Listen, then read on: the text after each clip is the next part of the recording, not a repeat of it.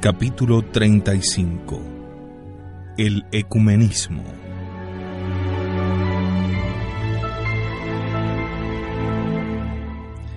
Sin dudas, esta variación, la del ecumenismo, es la más significativa de las producidas en el sistema católico después del Vaticano II, y se encuentran reunidas en ella todos los motivos de la pretendida variación de fondo que solemos concretar en la fórmula de pérdida de las esencias. La doctrina tradicional del ecumenismo está establecida en la Instrucción sobre una moción ecuménica, promulgada por el Santo Oficio el 20 de diciembre de 1949, en Acta Apostolica Sedis, 31 de enero de 1950, que retoma la enseñanza del Papa Pío XI en la encíclica Mortalium Animos. Se establece en esta instrucción que, por lo tanto, la Iglesia Católica posee la plenitud de Cristo, y esta es la primera de las conclusiones. La Iglesia Católica posee la plenitud de Cristo, y no tiene que perfeccionarla por obra de otras confesiones.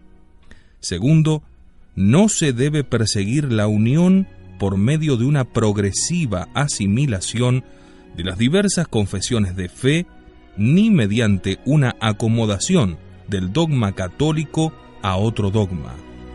Tercero, la única verdadera unidad de las iglesias puede hacerse solamente con el retorno, per reditum, de los hermanos separados a la verdadera iglesia de Dios. Cuarto, los separados que retornan a la Iglesia Católica no pierden nada de sustancial de cuanto pertenece a su particular profesión, sino que más bien lo reencuentran idéntico en una dimensión completa y perfecta. Por consiguiente, la doctrina remarcada por la Instrucción supone que la Iglesia de Roma es el fundamento y el centro de la unidad cristiana, que la vida histórica de la Iglesia, que es la persona colectiva de Cristo, no se lleva a cabo en torno a varios centros, las diversas confesiones cristianas, que tendrían, a su vez, un centro más profundo situado fuera de cada una de ellas, y finalmente que los separados deben moverse hacia el centro inmóvil, que es la Iglesia del servicio de Pedro. La unión ecuménica encuentra su razón y su fin en algo que ya está en la historia, que no es algo futuro y que los separados deben recuperar porque lo han perdido. Todas las cautelas adoptadas en materia ecuménica por la Iglesia romana, y máxime su no participación, aún mantenida en el Consejo Ecuménico de las Iglesias, tienen por motivo esta noción de la unidad de los cristianos y la exclusión del pluralismo paritario de las confesiones separadas. Finalmente, la posición doctrinal es una reafirmación de la trascendencia del cristianismo, cuyo principio, Cristo, es un principio teándrico y cuyo vicario histórico es el ministerio de Pedro. La variación introducida por el Concilio Vaticano II es patente tanto a través de los signos extrínsecos como del discurso teórico. En el decreto Unitatis Redintegratio, la Instrucción de 1949 no se cita nunca, ni tampoco el vocablo retorno. La palabra reversione ha sido sustituida por conversione. Las confesiones cristianas, incluida la católica, no deben volverse una a otra, sino todas juntas gravitar hacia el Cristo total situado fuera de ellas y hacia el cual deben converger. En el discurso inaugural del segundo período, el Papa Pablo VI volvió a proponer la doctrina tradicional, refiriéndose a los separados como a quienes no tenemos la dicha de contar unidos con nosotros en perfecta unidad con Cristo, unidad que sólo la Iglesia Católica les puede ofrecer. El triple vínculo de tal unidad está constituido por una misma creencia, por la participación en unos mismos sacramentos y por la apta coherencia sobre el régimen único de la Iglesia. Incluso aunque esta única dirección suponga una amplia variedad de expresiones lingüísticas, formas rituales, tradiciones históricas, prerrogativas locales, corrientes espirituales o situaciones legítimas. Pero a pesar de las declaraciones papales, el decreto del Concilio Vaticano II Unitatis Redintegratio rechaza el reditus, el retorno de los separados, y profesa la tesis de la conversión de todos los cristianos. La unidad no debe hacerse por el retorno de los separados a la Iglesia Católica, sino por la conversión de todas las iglesias en el Cristo total, que no subsiste en ninguna de ellas, sino que es reintegrado mediante la convergencia de todas en uno. Donde los esquemas preparatorios definían que la Iglesia de Cristo es la Iglesia Católica, el concilio concedió solamente que la Iglesia de Cristo subsiste en la Iglesia Católica, adoptando la teoría de que también en las otras iglesias cristianas subsiste la Iglesia de Cristo, y todas deben tomar conciencia de dicha subsistencia común en Cristo. Como escribe en el Observatore Romano del 14 de octubre un catedrático de la Gregoriana, el concilio reconoce a las iglesias separadas como instrumentos de los cuales el Espíritu Santo se sirve para operar la salvación de sus miembros. En esta visión paritaria de todas las iglesias, el catolicismo ya no tiene ningún carácter de preeminencia ni de exclusividad. Ya en el período de los trabajos preparatorios del concilio, el padre Maurice Villain, se puede leer su trabajo Introducción al Ecumenismo, editorial Desclée, Bilbao, 1962, proponía hacer caer la antinomia entre la Iglesia Católica y las confesiones protestantes, distinguiendo entre dogmas centrales y dogmas periféricos, y más aún, entre las verdades de fe y las fórmulas con las que el pensamiento contingentemente las objetiva y las expresa, y que no son inmutables. Puesto que dichas fórmulas no son efecto de una facultad expositiva de la verdad, sino de una facultad que da categoría a un dato siempre incognoscible, la unión debe hacerse en algo más profundo que la verdad, que el padre Maurice Villain llama el Cristo orante. Pero además de lo que ya hemos dicho, es de observar que si bien la oración de todos aquellos que se remiten a Cristo es ciertamente un medio necesario de la unión, rezar juntos por la unión no constituye la unidad, que es de fe, de sacramentos y de gobierno.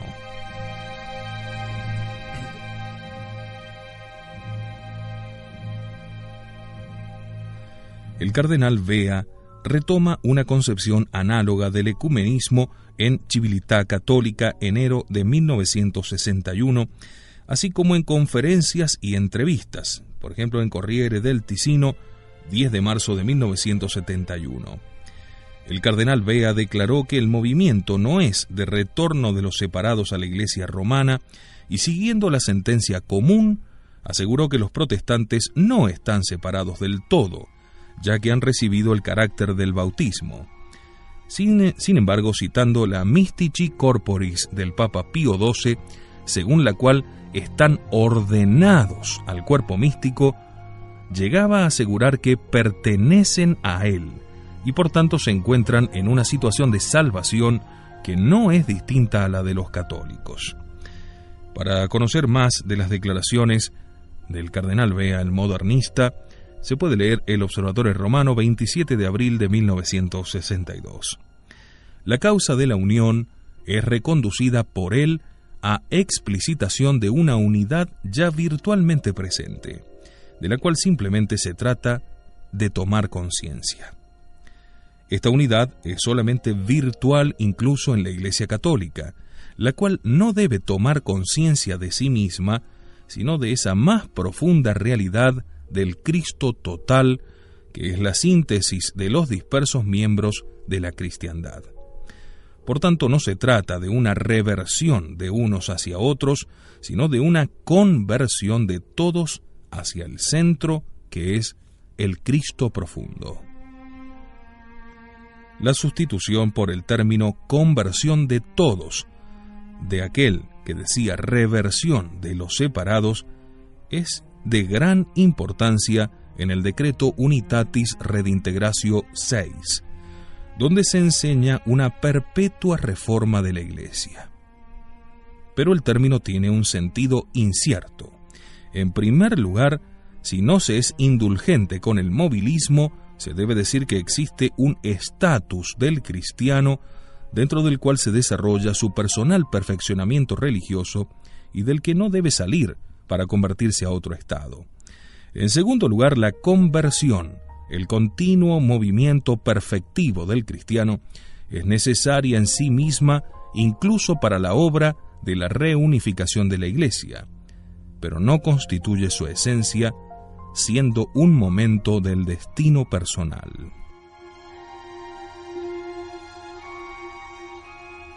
También en una intervención en el Observatorio Romano del 4 de diciembre de 1963, el cardenal Bea, aunque reconociendo la diferencia entre las iglesias, afirma que los puntos que nos dividen no se refieren verdaderamente a la doctrina, sino al modo de expresarla.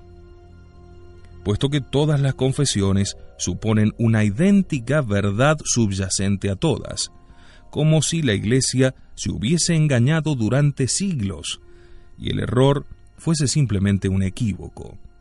La acción del pastor de las parábolas evangélicas no consistiría en reconducir, es decir, en hacer volver, sino puramente en dejar abiertas las puertas del redil, que por tanto no sería ni siquiera el redil del pastor, sino cualquier cosa. En una perícopa incluida en el discurso del 23 de enero de 1969, Pablo VI parece próximo a esta opinión. A partir de la discusión teológica, dice el Papa, puede verse cuál es el patrimonio doctrinal cristiano, qué parte de él hay que enunciar auténticamente y al mismo tiempo en términos diferentes, pero sustancialmente iguales o complementarios, y cómo es posible, y a la postre victorioso para todos, el descubrimiento de la identidad de la fe, de la libertad en la variedad de expresiones, de la que pueda felizmente derivar la unión para ser celebrada en un solo corazón y una sola alma.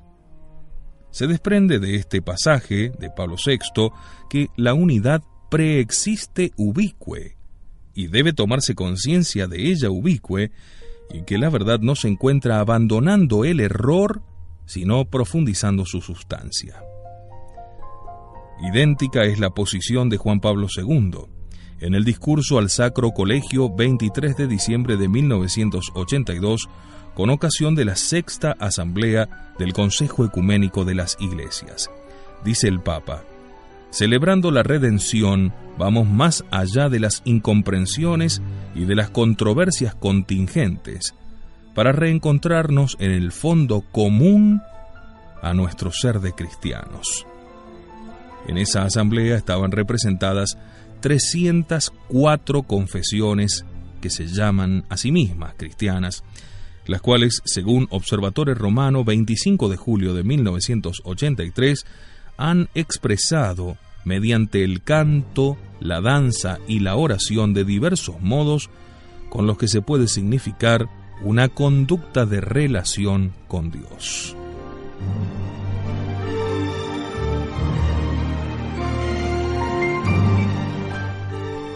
También es significativo el documento en lengua francesa del Secretariado para la Unión en aplicación del Decreto Unitatis Redintegratio, aparecido en Observatorio Romano 22 de septiembre de 1970.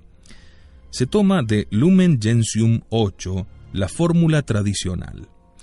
Dice así: unidad de la Iglesia una y única, unidad de la cual Cristo ha dotado a su Iglesia desde el origen y que subsiste de forma inadmisible, como creemos, en la Iglesia católica, y que, como esperamos, debe acrecentarse sin cesar hasta la consumación de los siglos. De este modo, la Iglesia católica posee la unidad y la acrecienta no formalmente, es decir, haciéndose más una, sino materialmente, es decir, añadiendo a sí misma las confesiones actualmente separadas. Es una extensión, no una intensificación en la unidad. Sin embargo, todo el documento se desarrolla después en una perspectiva de unidad que se busca más que se comunica, en una reciprocidad de reconocimientos gracias a los cuales se persigue la resolución de las divergencias más allá de las diferencias históricas actuales. Esas diferencias podrían incluso ser conservadas como dogmas particulares de las iglesias locales. De aquí la propuesta de algunos teólogos reformados de admitir el primado de Pedro como dogma de la provincia romana de la Iglesia Universal. En no pocas parroquias francesas se predica la práctica de la doble pertenencia, en virtud de la cual los cónyuges de religión mixta practican indistintamente ambos cultos, por ejemplo. Se contemplan las diferencias dogmáticas como diferencias históricas que el retorno a la fe de los primeros 7 concilios debe hacer caer en la irrelevancia. Se niega así implícitamente el desarrollo homogéneo del dogma después de aquellos 7 concilios. Se imprime a la fe un movimiento retrógrado y se da al problema ecuménico una solución más histórica que teológica. Esta mentalidad por la cual la unidad debe conseguirse sintéticamente por recomposición de fragmentos axiológicamente iguales, ha trastocado ahora completamente la situación tradicional.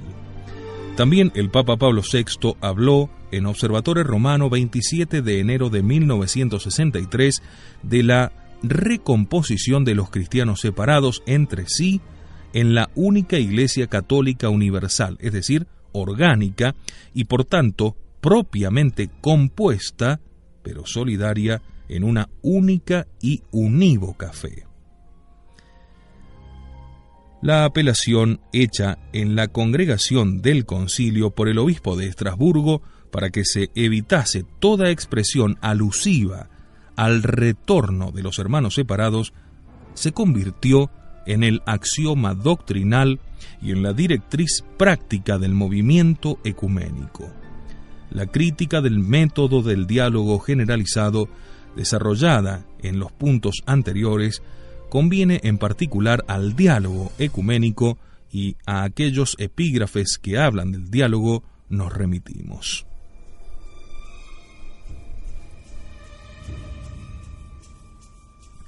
En este trabajo no se alcanza a tocar todos los puntos de fe y de teología que han resultado alcanzados por la transformación doctrinal que hemos expuesto.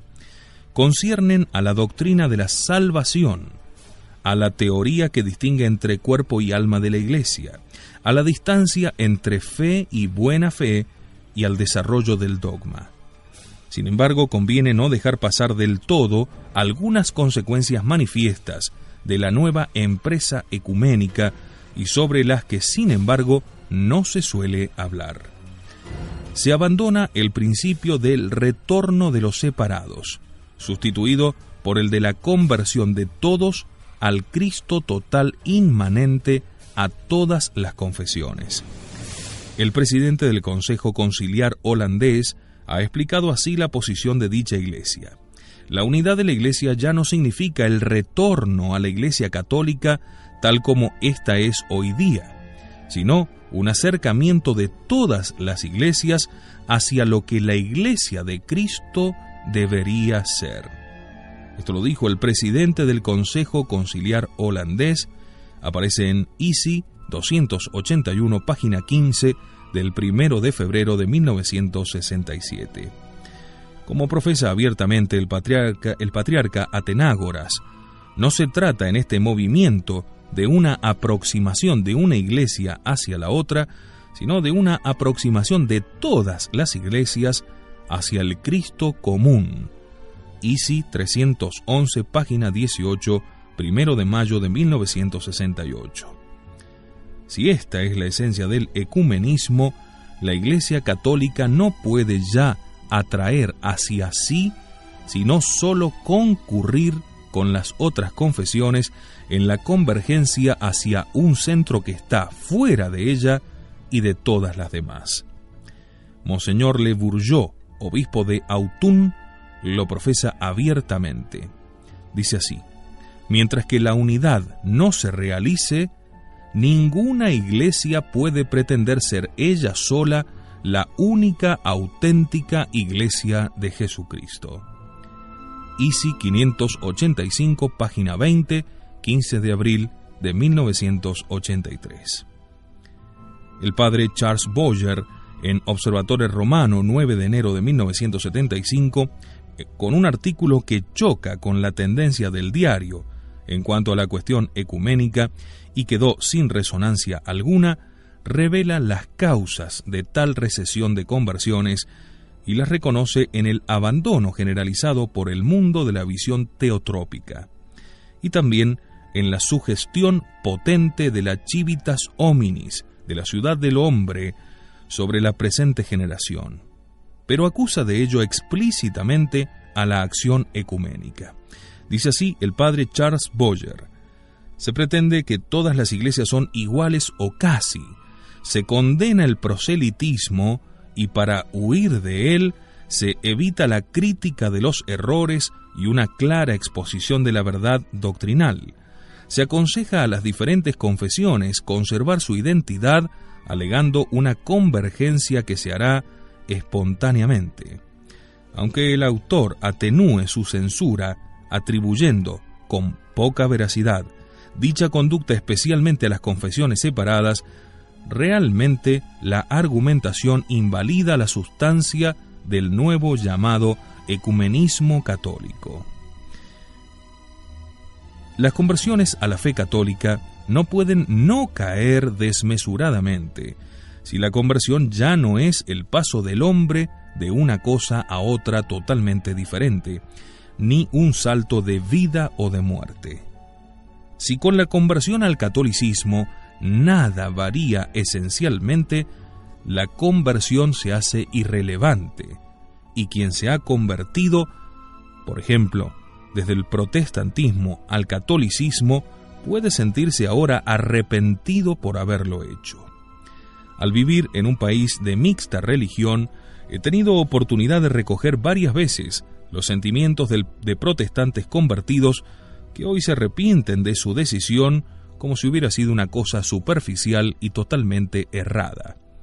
El gran escritor francés Julien Green declara con amarga franqueza que hoy ya no se convertiría. ¿Para qué dejar una religión por otra cuando no se distinguen más que por el nombre, y cuando Dios acepta al hombre venga de donde venga? Conozco también casos de judíos convertidos que después de las claudicaciones y rectificaciones del Vaticano II volvieron a la sinagoga originaria. Por otra parte, tampoco es posible hoy desconvertirse, porque el acto de la reconversión al protestantismo sería nulo por equivalencia, como fue nulo el de la conversión al catolicismo. El obispo de Coira declaró a la doctora Melita Brugger que en el decenio 1954-1964 en su diócesis hubo 933 conversiones de protestantes. Esto entre los años 54 y 64. En el siguiente decenio, solo 318. De 933 en 10 años, en los 10 años siguientes, solo 318. El obispo de Lugano, citando tal disminución, declaró no querer decidir si el fenómeno era positivo o negativo. 17 de enero de 1975. En los Estados Unidos, antes del concilio, se contaban anualmente cerca de 170.000 conversiones, ahora pocos centenares.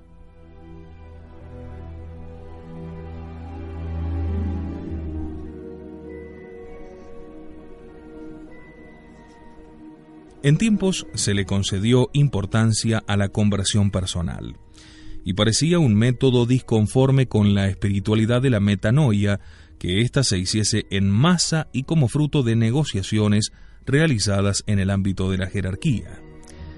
El método multitudinario fue practicado en siglos en los que el soberano dirigía todo el entramado social y también inspiraba su religión.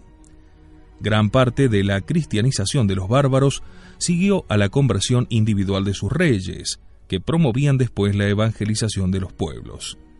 Todavía en el siglo XVIII, la misión era una acción que se desarrollaba sobre los soberanos y las clases dominantes, más que una evangelización gregaria. La defección de pueblos enteros en tiempos de la Reforma se identifica con la defección de sus príncipes. Federico de Sajonia en Alemania o Enrique VIII en Inglaterra prueban qué potentes concausas políticas han tenido las mutaciones religiosas, mediante las cuales naciones enteras pasaban a la Reforma tras el decreto de un príncipe. No obstante, el reclamo insistente que se hace por todas partes a la libertad de religión, la unión preconizada se debería hacer con un método similar al seguido en tiempos en los que estaba vigente el principio cuius regio eius religio. No voy a explicar aquí la discordancia de ese método con el carácter específico de la adhesión de fe. Tampoco veo diferencia entre negociar la religión de un pueblo entre príncipes que deciden con la asistencia de teólogos y hacerlo entre jefes de las diversas confesiones. Ni pretendo negar que la Iglesia negoció siempre la causa de la unión desde Lyon a Florencia, desde Poissy a Malinas, por medio de pocas personas.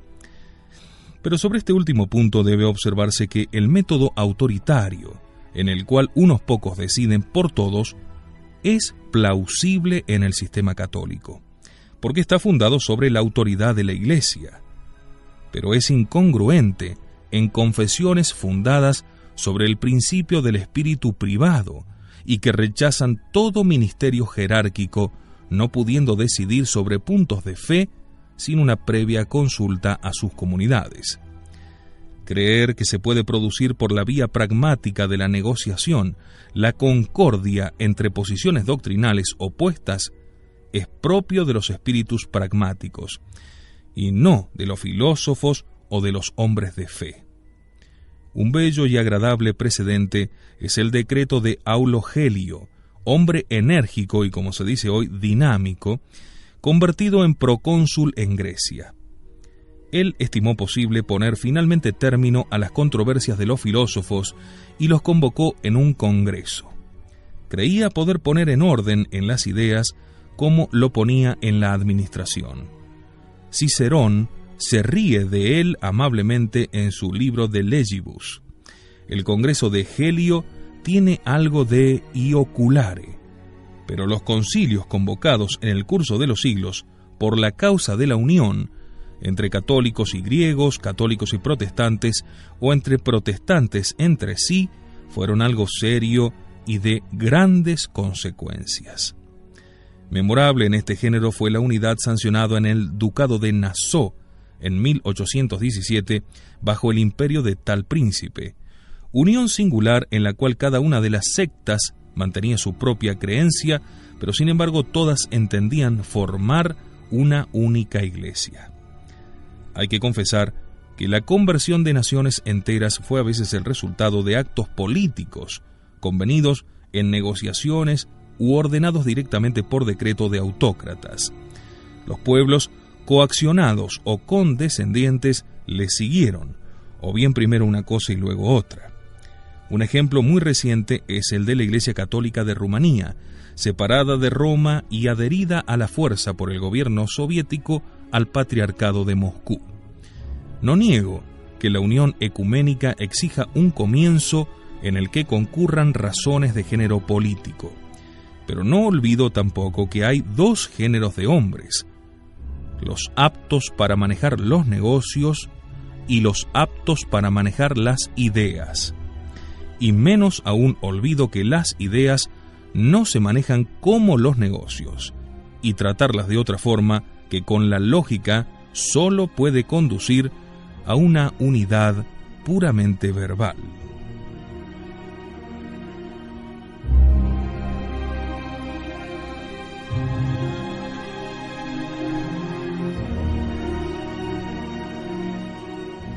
El método ecuménico actual contradice por varios motivos la mentalidad de la que procede. En primer lugar, descuida un elemento que fue siempre considerado principal, y es que el protestantismo no puede tomarse como una unidad, porque es una mezcla plural de creencias. En segundo lugar, el método padece una contradicción interna. Mientras predica remitir la unión a la conversión personal de los creyentes, que son llamados cada uno a profundizar en su fe particular, sin embargo la remite a la decisión de unos pocos. Estos buscan la unión sin delegación de los pueblos, como exigiría sin embargo el gran principio de la persuasión personal, erigida en criterio religioso. ¿De dónde les viene autoridad representativa a esos poquísimos teólogos a los que les es dado tratar la unión? A esta objeción solo escapa la Iglesia Católica, fundada sobre el principio de autoridad y en la cual los fieles realizarían el acto de unión imperados por la jerarquía. Pero esos pocos centenares de confesiones separadas, que no tienen ningún principio de autoridad y que en el fondo son corporaciones de derecho civil, no verifican ninguna de las condiciones por las cuales la decisión de unirse a otra comunidad, tomada por algunos, pueda convertirse en un acto de unión de esa comunidad en cuanto tal. El método ecuménico es puesto en obra por la Iglesia Católica según el principio jerárquico, mientras las otras comunidades asumen representar a una multitud no unificada y no tienen título para hacerlo. Esta es la razón por la cual el Papa Pío IX, al convocar al Concilio Vaticano I, se dirigió a todos los protestantes, no a sus comunidades. En todo caso, se abandona la tan celebrada exigencia de la toma personal de conciencia. Un acto puramente religioso es encargado a la virtud política de un grupo reducido, y se profesa abiertamente que la unión no se ha de hacer mediante conversiones individuales, sino mediante el acuerdo de grandes cuerpos colectivos como son las iglesias. Al regresar de esta pausa nos insertaremos a conocer cuál ha sido el deslizamiento hacia la ecúmene con los no cristianos, el carácter naturalista del ecumenismo para con ellos y de la doctrina del secretariado para las religiones no cristianas, y además la teoría de los cristianos implícitos en el nuevo ecumenismo.